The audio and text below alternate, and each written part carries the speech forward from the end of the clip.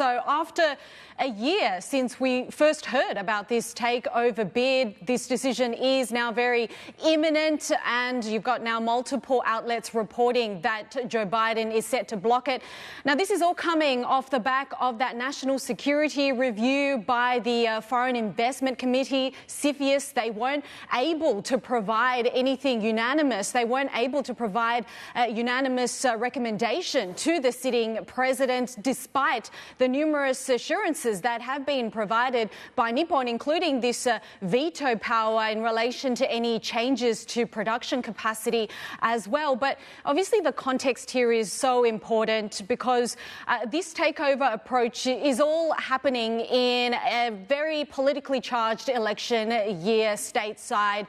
It's in relation to an iconic company that is synonymous with US economic growth and power. It is based in that critical swing state of Pennsylvania, and of course it has been opposed from the get-go from a very influential US steelworkers union as well. And so what we saw here is consistently Joe Biden, as well as the president-elect Donald Trump, and let me add in there as well Kamala Harris when she was the Democratic nominee as well.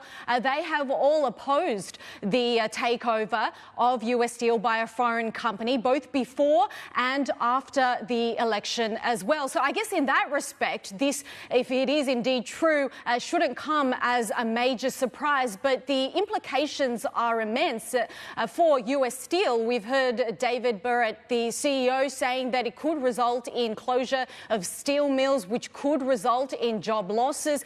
He said that the biggest winner out of all of this will be China, given the dominance that their producers have on the global stage now. And he says that this takeover is needed out of necessity to remain competitive, because the reality is that US Steel is no longer a market leader anymore. It's ranked 20-something globally and is only the third largest in the country as well.